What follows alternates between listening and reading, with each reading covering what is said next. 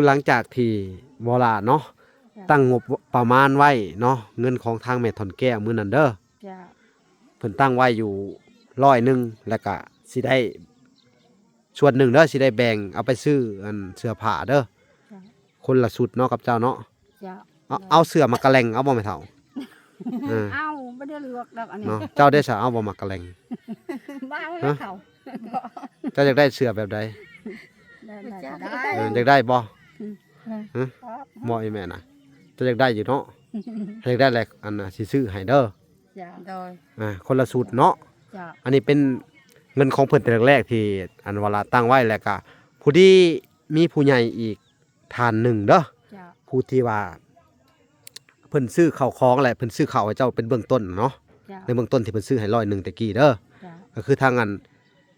ทางเอื้อยลิซ่าเด้อที่ว่าอันก่อนๆพี่น้องเอ้ยเพิ่นซอยตั้งแต่แรกเนาะไปซื้อข้าวแล้วไปซื้อข้าวเรียบร้อยแล้วและต่อมาบัดนี้เพิ่นก็ได้เบิ่งคลิปบอลาอีกรอบนึงเนาะเพิ่นก็เลยอันสิได้สมทบเข้ามาอีกเพิ่นว่าเด้อเพิ่นสงสารทางแม่เฒ่าเด้อแล้วก็ลูกเจ้าเนาะบ่มีบ่อนอยู่อาศัยเนาะเพิ่นก็ตั้งงบไว้อีกประมาณ300เพิ่นสิซอย300เด้อเวลาก็ได้รับแล้วเงินเพิ่นน่ะเนาะแต่เฮาก็มาแจ้งข่าวดีเจ้ามื้อนี้เนาะดีใจบ่ดีใจใกล้สิได้กระต๊อบไปได้บัดนี่เนาะจะได้แล้วกระต๊อบพี่น้องเอ้ยมันบ่มีบ่อนอยู่เนาะอยากได้ก็พูดได้บ่มีกระพุ้ยสิใช้น้ำบ่มีกระพุ้ยอีก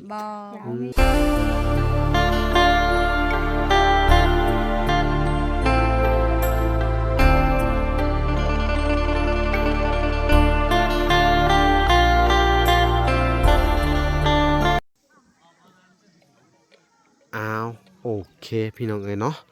ตัดภาพมาอยู่ทางครอบครัวแม่เฒ่าไทยพี่น้องเลยกับลูกสาวเพิ่นพี่น้องเอ้ยเนาะสบายดีโดยเนาะเป็นจังไดมื้อนี้คือลูกสาวบ่ได้ไปหาอยู่หากินบ่แม่เฒ่าบ่แล้วงานฮะงานดองโอ้คนบักหลายนี่เนาะโอ้ในหมู่บ้านนี่มีงานดองเนาะพี่น้องเอ้ยนี่งานดองอันเดี๋ยวครับอันใช้ไปเบิ่งก่อนพี่น้องเนาะงานดองพี่น้องเลยทุกคนเนาะนี่คนสิไปเห็นยังเนาะพี่น้องเนาะเดี๋ยวคนมันก็หลายพี่น้องเลยงานดองในชนบทนี่ว่าไปเท่าไทยโอ้เป็นตะมวนเดี๋ยวนี่พี่น้องเลย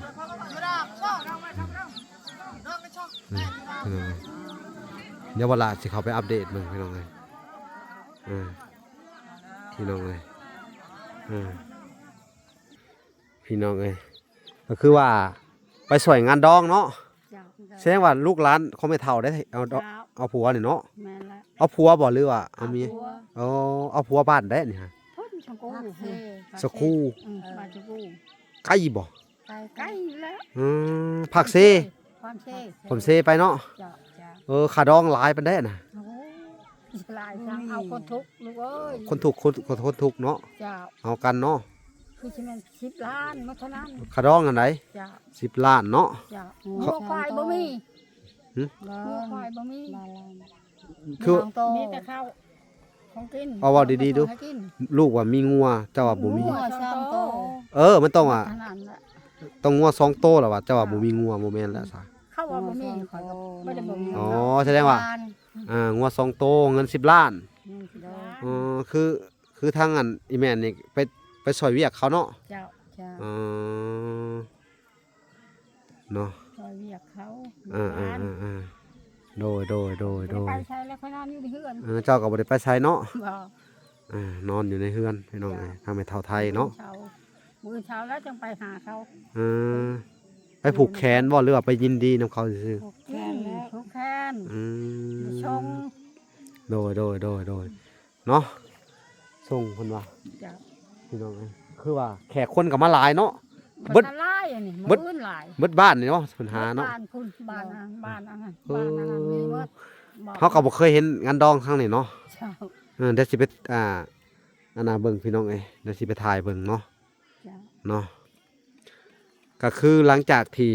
บ่ล่ะเนาะ จ้ะ ตั้งงบประมาณไว้เนาะเงินของทางแม่ถอนแก้วมื้อนั้นเด้อ จ้ะ เพิ่นตั้งไว้อยู่100แล้วก็สิได้ส่วนหนึ่งเด้อสิได้แบ่งเอาไปซื้ออันเสื้อผ้าเด้อ จ้ะ คนละชุดเนาะกับเจ้าเนาะ จ้ะ เอาเสื้อมากระแลงเอาบ่แม่เฒ่าเออ เอาบ่ได้เลือกดอกอันนี้ เนาะเจ้าได้ซะเอาบ่มากระแลง บ้าแล้วเขา เจ้าอยากได้เสื้อแบบใด ได้ได้ก็ เอ ได้ ออยากได้บ่ ครับ บ่อีแม่น่ะเจ้าอยากได้อยู่เนาะถ้าอยากได้แหละอันน่ะสิซื้อให้เด้อ จ้ะ โดย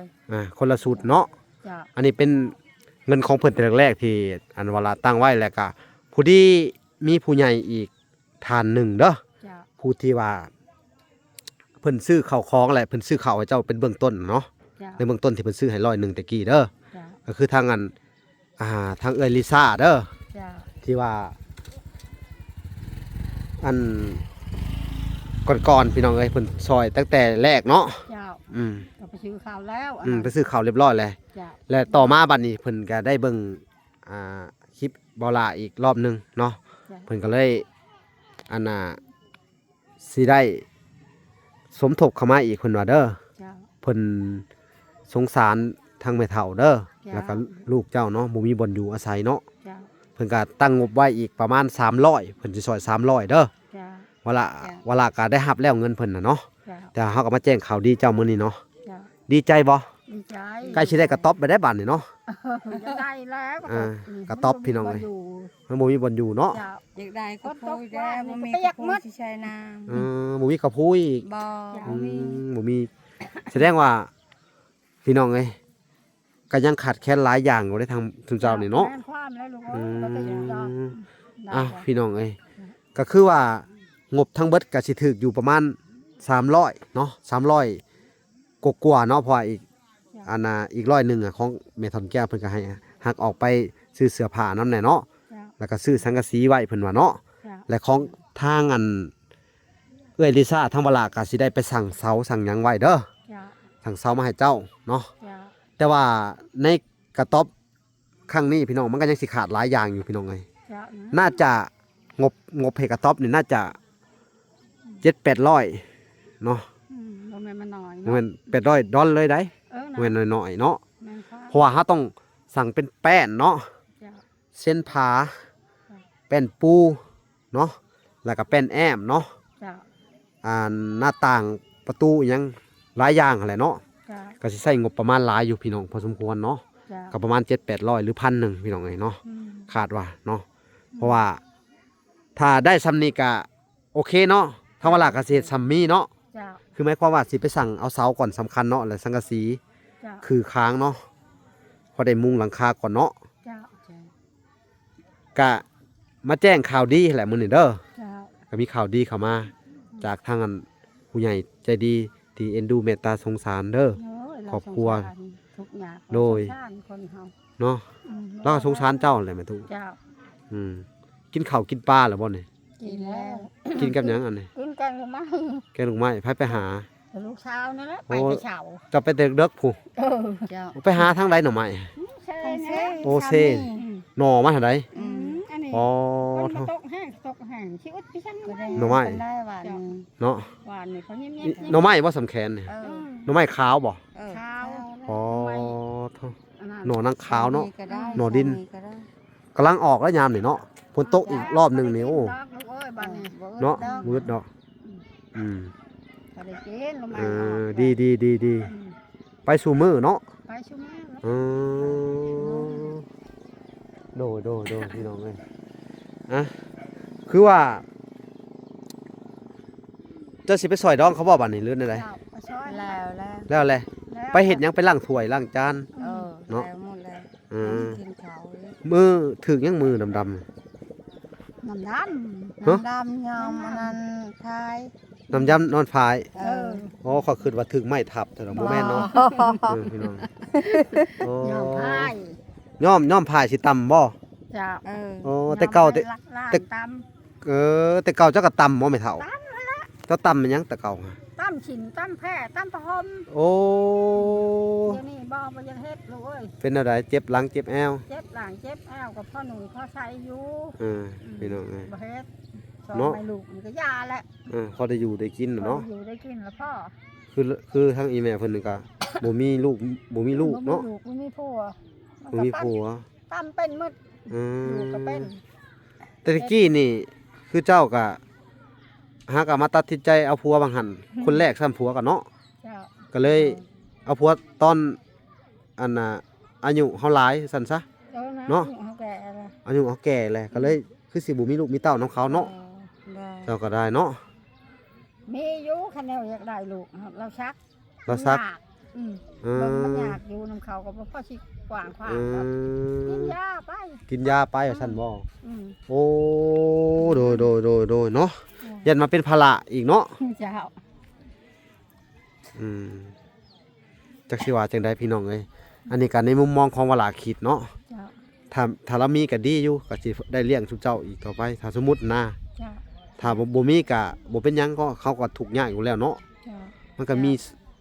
สองแง่สองมุมเนาะ อืม มุมหนึงถ้ามีก็ดีถ้าบ่มีก็ดีเพราะว่าเฮาบ่มีมูลมีมั่งให้เขาเนาะ แม่นความ อาศัยอยู่ในบ้านในเมืองเพิ่นต่อไปเนาะ เจ้า คือสมมุติว่าเนาะยาม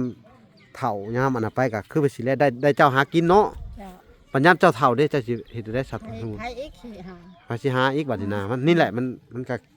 นี่เนี่ยกึ่งกลางกันไปสิแหละเนาะ จ้า ก็บ่เป็นหยังเนาะ สิเอาเด็กน้อย สิเอาเล็กน้อยมาเลี้ยงบ่ เออ มาเลี้ยงก็ ข่อยเนี่ยบ่ได้กินแล้วแห้งเขาเลี้ยง เออ ให้ลูกนี่ เอาแล้วถ้าเกิดว่าเอาเด็กน้อยมาเลี้ยงนี่ อืม เขาบ่มีมูลมีมั่งเขาก็ค่อนข้างจะมีอคติต่อเฮาในเวลาเขาใหญ่มาเนาะ จ้า เนาะ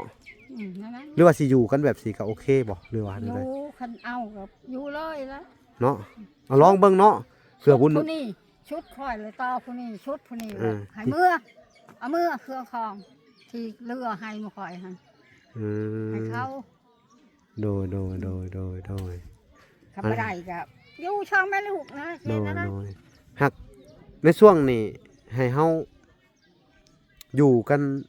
ช่องเท่าก่อนก็ได้เนาะ อืม เราก็ยังมีเหือมีแห้งหาอยู่หากินอยู่เนาะ เออ อีกอย่างหนึ่งถ้าเกิดว่าเฮามีให้มีหน้ายังว่าหาคนมา อืม ช่วยเฮ็ดให้เฮ็ดนาอนาคตต่อไปเนาะ อืม อันนี้ให้หน้าเฮาบ่มีเลยบ่นี่ บ่มี บ่มีหยังเลยเนาะ ตะกี้คน ไม่ตะกี้ เขาเอาหมด น้องชายเนาะคือจะเว้าให้ฟัง เอ น่ะ อ บ่ โง่เขากับเพิ่นเอา โอ้เว้าบ่ได้จักก็ได้เนาะไม่เท่าเนาะ ปากเดี๋ยวนี้เขาก็ปากเขาอยู่เฉย เอ อ อ ดเอาเขาว่า เนาะ ใจเลยอดเอา เป็นตาเมื่อยอยู่เด้อเนาะไม่เท่าเนาะ คอยสร้างพอสร้างแม่หมดคอยเอาคืน อืม ก็ยังเขาเอาได้ให้เขาเอา พ่อแม่ก็ว่าง่ายๆก็คือ อืม เฒ่าเนาะ เท่าแล้ว เฒ่าแก่ ข้อยได้ทุนเฮ็ดชิ้นหมดแหละ เขาแก่แล้วก็เพิ่นเบิดอายุอิหยังน้ำมือนะเจ้าเนาะแต่ว่าเนาะ อีช่างก็อยู่น้ำค อื อย แต่ผัดน้องมาแต่ทางอื่นน่ะมาเอา เอาตัว โอ้ยเบิ่นแน่สิเว้าแล้วเฮาก็ได้เนาะ ปากบ่เป็นคอยบ่มือ เออ อยู่ เมื่อยว่าเจ้าก็ได้ คอยเมื่อยเอาสิ บ่ อืม อันนั้นแหละลูกหลานว่าเมื่อเจ้าเอาหน้าเราก็พี่ช่างก็เล่าสร้างไว้ก็ให้เราได้ปั้นเราแล้วโอ้ยสิปั้น ไม่ สิ ได้ ช่าง ปัน เขาว่า แล้ว อืม บ่ปั้นก็ยามันเขาสิไปหยาบมูลเขา เห็นแก่โตเนาะพี่น้องเฮาตัวดีเลยสำคัญเนาะ โอ้ยรู้ว่า อ่า เรียกว่า น้องคอย พี่น้องแท้ๆเนาะ อืม พี่น้องก็ ทำหัวทำตีนออก อืม แต่ ฮึ ยังหมูเฮ็ดได้ละเฮ็ดไป โดย บ่ยากคอยว่าเอาไป อืม เราก็บ่พ่อห้างคอยก็อยู่พ่อชำนี้แหละ บ่ หากยังบุญคอยมีผู้เลี้ยงมีผู้เบิ่งอีก อื นะ ม คอยคิดแนวนั้นลูกเอ้ยคอยบ่ปาก อืม เป็น ฮึ ได้คอยก็บ่ปาก อืม ลูกว่าสิได้แม่เอ้ยงัวสิได้ก็ย่าลูกเอ้ยจูนน้ำเขาให้เขาเอาได้แม่นบ่ โอ้โดยเนาะ อยู่ค่ะพอชำนี้เขาปะไว้แล้วอยู่ โดย ตอนเช้าเขาหมดอายุแล้วลาวไป โอ้ โดยเนาะเอ้าจังได๋ก็อยู่กันสองเข่าสู้ๆต่อไปเนาะ เจ้า อ่า อยู่นั่นนี่แหละ อยู่เนาะ อนั่นแหละ อืมได้หยังก็กิน กิน ถ้าบ่ได้ก็ ยืนให้ก็กิน เนาะ บ่ได้ไปยืนแล้วก็หาเอง อืม กินอันนั้น ซัมมี่เนาะว่าซั่นซะ อืม ถ้าบ่มีแล้วก็แล้วไปซั่นซะ แล้วไป อ๋อโดโดโดโด ชาม อ่า เฮาขึ้นในนั้นแล้วเฮาขึ้นคู่มือนี่ สู้ๆเด้อ ขึ้นยาวลูกเอ้ย เนาะเอ้าพี่น้องเอ้ยทางเวลาก็คือว่าในเบื้องต้นนั่นแหละพี่น้องมีงบทั้งอัน อืม อาณาทั้งแม่ทำแก้ว แล้วก็ทั้งอันเอื้อยทั้งเอื้อยลิซ่าเพิ่นแล้วก็ได้สมทบกันมาก็น่าจะเป็น300กว่าเนาะพี่น้องเนาะ จ้ะ ก็ยังขาดแคลนอยู่พี่น้องเอ้ยเนาะ อืม คือว่าใครอยากสมทบเพิ่มเติมอีกพี่น้องเอ้ยเพราะได้ให้ทั้งอันแม่ตู้กับลูกเพิ่นเนาะมีบ่อนอยู่ อืม ที่อ่ามันแกนเนาะ จ้ะ เฮ็ดเอาบุญเอาทานพี่น้องเอ้ยจักสิว่าจังไดเนาะทั้งเฮาก็ทั้งเวลานี่ก็มีแต่ได้กระจายข่าวนี่แหละเนาะว่าซั่นซะ จ้ะ ต้นทุนก็บ่หลายคือกันขอโทษขออภัยนํพี่น้องพี่น้องเอ้ย บ่ว่า ทั้งเวลาก็ อืก็ว่า มีแต่ว่าเป็นสื่อกลางพี่น้องเอ้ย อืม เนาะถ่ายให้สังคมรับรู้ว่านี่แหละคือทั้งแม่เฒ่าไทยแล้วก็ลูกสาวเพิ่นเนาะก็คือว่ายังต้องการความช่วยเหลืออยู่พี่น้องเอ้ยเนาะ จ้ะ ถือว่าภัยที่เอ็นดูเมตตาสงสารเนาะ จ้ะ อยากจะซอยให้เพิ่นมีกระต๊อบอยู่พอกันแดดกันฝนได้พี่น้องเอ้ย จ้ะ เนาะทางเวลาแล้วก็ทีมงานเนาะทางบ่พรบ่น้อยเนาะก็ยินดีเป็นสะพานบุญให้ ครับ เนาะคือเก่าเนาะ จ้ะ โอ้ยสู้ๆเด้อ จ้ะ ตอนนี้เฮาก็กำลังอันน่ะสิได้สั่งไม้สั่งหยังในงบที่เฮามีเด้อ จ้ะ ถ้าเกิดว่ามันบ่มีเนาะหรือว่าบ่มีเพิ่มเติมเฮาก็สิได้เอาเสาตั้งขึ้นเนาะมุงไว้ อืม สำได้สำหนึ่งเนาะ จ้ะ อ่ะเนาะก็ได้สำได้เฮาก็เฮ็ดสำนั้นเนาะไปก่อนเนาะอดเอาเด้อแม่ตู้เด้อ จ้ะจ้ะ เด้ออีแม่เด้อ จ้ะ เอาโอเคพี่น้องเอ้ยคลิปนี้เวลาก็สิได้ขอตัวก่อนพี่น้องเอ้ยเนาะขอตัวลำลาไปก่อนเนาะ จ้ะ อ่ะโอเคฝากไปติดตามคลิปต่อไปทุกพี่น้อง ไปโชดีเด้อ คลิปนี้ก็สิได้จบก่อนเนาะ ขยายมีเด้อลูกเด้อ โดยสาธุเนาะ ให้จ้บ้เจ้าเงินเด้อ สาธุสาธุบุญรักษาเทวดาคุ้มครองผู้ใหญ่เพิ่นเนาะ จ้ะ คือทางเอลิซ่ากับทางวลากับมีหยังสิตอบบุญแทนคุณเพิ่นเนาะ อืม ก็มีแต่คำอวยไส้ให้พรเนาะทั้งแม่ถนแก้วเนาะแล้วก็ทั้งเอื้อยลิซ่าเนาะขอให้ จ้ะ ผู้ใหญ่ทั้งสองทานเนาะที่ช่วยเหลือทั้งเคสแม่ตู้นงเอ้ยทั้งเคสแม่เฒ่าไทยพี่น้องเอ้ยเนาะก็ให้เพิ่นอยู่ดีมีแห้งเนาะปราศจากโรคภัยไข้เจ็บเนาะมีแต่ความสุขความเจริญเนาะ ในนั้นแหละ เอาสาธุสาธุบุญรักษาเทวดาคุ้มครองหมู่เจ้าเด้อเนาะเอาโอเคทางวลาก็สิได้ขอตัวลำลาก่อนพี่น้องเอ้ยโอเคบ๊ายบาย